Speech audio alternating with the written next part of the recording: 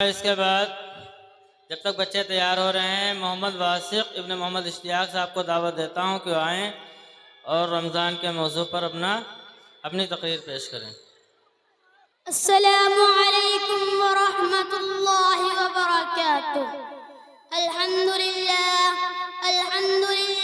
رب العالمین والصلاة والسلام علی رسولہ الکریم وعلی آلہ واصحابہ اجمعین ومن تبعهم بإحسان إلى يوم الدين فأعوذ بالله من الشيطان الرجيم بسم الله الرحمن الرحيم يا أيها الذين آمنوا كتب عليكم الصيام كما كتب على الذين من قبلكم لعلكم تتقون وقال رسول الله صلى الله عليه وسلم إن في الجنة بابا يقال له الريان يدخل منه الصائمون يوم القيامة أو كما قال عليه الصلاة والسلام۔ مبارک ہو مسلمانوں کہ پھر ماہ سیام آیا، مبارک ہو مسلمانوں کہ پھر ماہ سیام آیا، خدا کی رحمت و بخشش کا دوبارہ پیام آیا۔ الہی ہم کو بھی رمضان کا تو قدردہ کر دے، الہی ہم کو بھی رمضان کا تو قدردہ کر دے، تیرے دربار عالی سے بڑا اچھا انعام آیا۔ میرے بزرگوں اور دینی و ایمانی بھائیوں، آج کی اس مبارک محفل میں میری تقریر کا عنوان ہے روزہ کی قدر و قیمت۔ قرآن و حدیث کی روشنی میں حضرات گرامی، رمضان المبارک کا مہینہ بڑی عظمت اور بڑی برکت والا ہے۔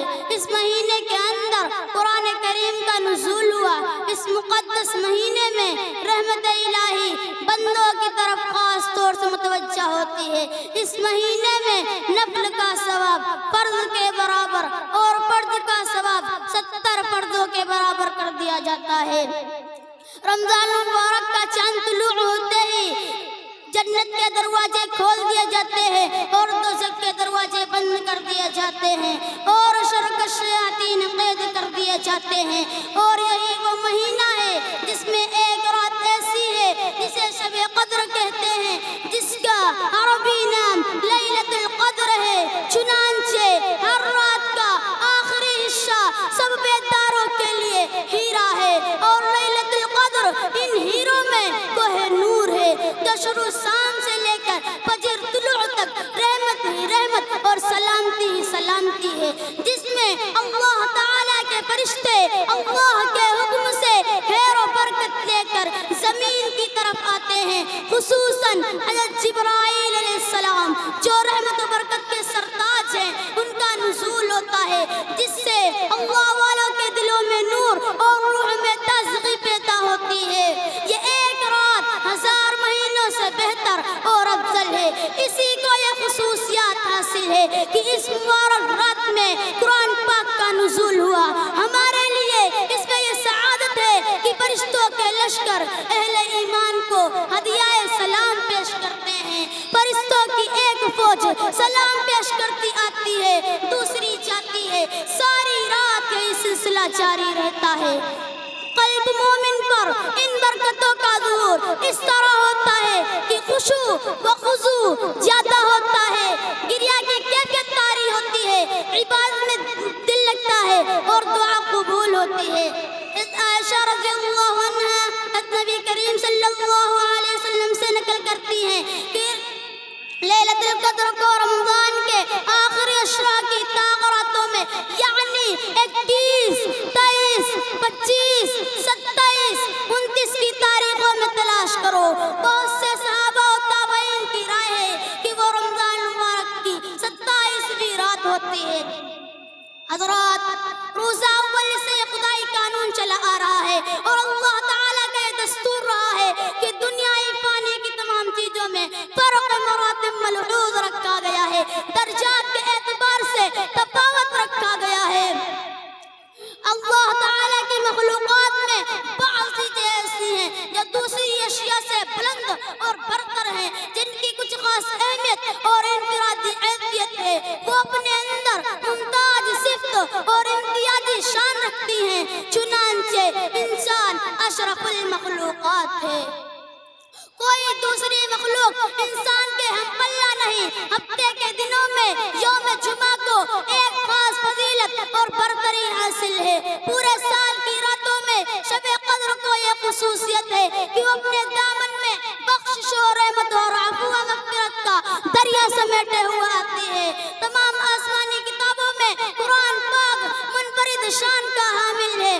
حضرات انبیاء کرام علیہ السلام کی فہرست میں رسول پاک صلی اللہ علیہ وسلم سب سے اعلیٰ اور نمایاں مقام رکھتے ہیں۔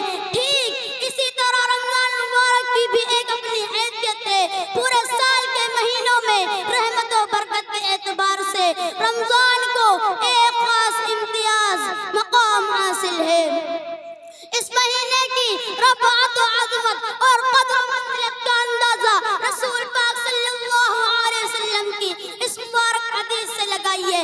آپ صلی اللہ علیہ وسلم ارشاد فرماتے ہیں، اذا كان اول لیلۃ من شہر رمضان صفدت الشیاطین ومردت الجن۔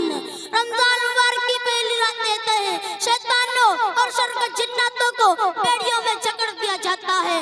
وغلقت ابواب النار فلم یفتح منها باب۔ ایک طرف جہنم کے سارے دروازے بند کر دیے جاتے ہیں اور پورے مہینے جہنم کا کوئی دروازہ نہیں کھلتا، اور دوسری طرف وفتحت ابواب الجنۃ فلم یغلق منها باب۔ جنت کے تمام دروازے کھول دیے جاتے ہیں اور پورے رمضان جنت کا کوئی دروازہ بند نہیں ہوتا۔ اور صرف اتنا ہی نہیں بلکہ اللہ تعالیٰ کا منادی یہ آواز لگاتا ہے، یا باغی الخیر اقبل و یا باغی الشر اقصر۔ اے خیر و برکت کے طلبگار آگے بڑھ، اے شر و معصیت کے لٹیرے پیچھے ہٹ۔ وَلِلَّهِ يُتْقَاءُ مِنَ النَّارِ وَذَلِكَ كُلَّ لَيْلَةٍ۔ اللہ تبارک و تعالی بہت سے جہنمیوں کو آزادی کا پروانہ عطا کرتے ہیں، اور رمضان کی ہر رات میں یہی معاملہ ہوتا ہے۔ اندازہ لگائیے رحمت خداوندی کی عزت و کشادگی کا، اور ذرا دریائے محبت کی فیاضی و فراخودلی پر غور تو کیجیے کہ مسلمانوں کی حفاظت کے لیے، اہل ایمان کو نیک اور صالح بنانے کے لیے، مومن کو منکرات و وساوس سے بچانے کے لیے شیطانوں کو محبوس اور مقید کر دیا تاکہ مسلمان پوری یکسوئی کے ساتھ اللہ تعالیٰ کی طرف متوجہ ہو جائیں، اور اس مہینے کی برکت سے مالک حقیقی کو راضی کر لیں، اور شب بیداری کر کے اپنے اعمال نامہ میں نیکی اور خیرات کا ذخیرہ جمع کر لیں، کیونکہ اس مہینے میں نوافل کا ثواب فرائض کے برابر ہو جاتا ہے، اور ایک فرض ادا کرنے پر 70 فرض کے برابر ثواب ملتا ہے۔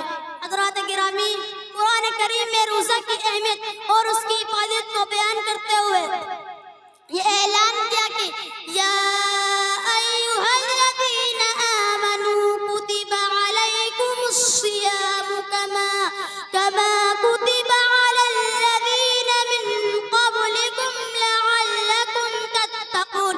اے لوگوں، تم پر روزہ فرض کیے گئے ہیں جیسا کہ تم سے پہلے لوگوں پر فرض کیے گئے، اور جانتے ہو اس طریقے کی حکمت کیا ہے، روزے کا مقصد کیا ہے۔ روزے کا مقصد یہ ہے کہ تم متقی اور پرہیزگار بن جاؤ، طہارت کے خوگر اور تقوی شعار بن جاؤ، تمہارے دلوں میں اللہ کا خوف اور اس کی خشیت پیدا ہو جائے۔ در حقیقت یہ عبادتوں کا موسم بہار ہے۔ جس طرح ہر کھیتی اپنے موسم میں خوب پھلتی پھولتی ہے، اسی طرح اس مہینے میں عبادتیں خوب بڑھتی ہیں اور بندوں کو اطاعت کی خوب توفیق ہوتی ہے۔ یہی وجہ ہے کہ اکثر لوگ اور دنوں کی بنسبت رمضان شریف کا بہت زیادہ اہتمام کرتے ہیں۔ حضرت الرحمن رضی اللہ عنہ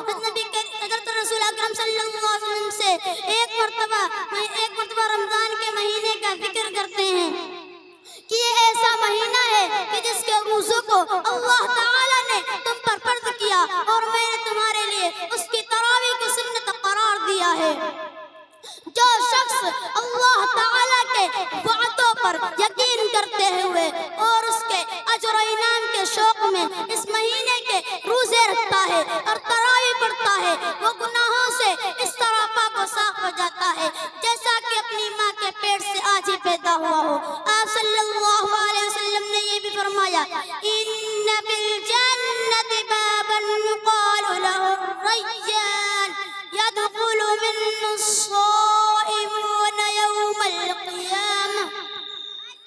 بے شک جنت میں ایک دروازہ ہے، اس کو ریان کہا جاتا ہے، قیامت کے دن صرف اس میں روزہ دار ہی داخل ہوں گے۔ لہذا ہمیں چاہیے کہ ہم مکمل طور پر رمضان کے استقبال کے لیے تیار ہو جائیں۔ غفلت کی نیند میں ہم نے پورا سال گزارا اور گوا دیا، اب عبادت اور بندگی کے لیے پورے طور پر بیدار ہو جائیں۔ ہم نے 11 مہینے اللہ کے احکام کو پامال کر کے بسر کیا، اب وقت آ گیا ہے کہ اس مبارک مہینے میں اس کی تلافی کر لیں۔ ہم نے اللہ کی نافرمانیاں کر کے اپنے نام اعمال کو سیاہ کر لیا ہے، اپنے نیکیوں اور اعمال صالحہ سے اپنے دلوں کو مزین کر لے۔ اگر گناہوں کا خیال آتا ہے تو اپنے ذہن و دماغ کو پاک و صاف کر لیں۔ لہذا اے میرے عزیز دوستو، آئیے ہم عہد کرتے ہیں کہ ہماری زندگی کا یہ مہینہ نیکیوں اور بھلائیوں سے مالا مال ہوگا۔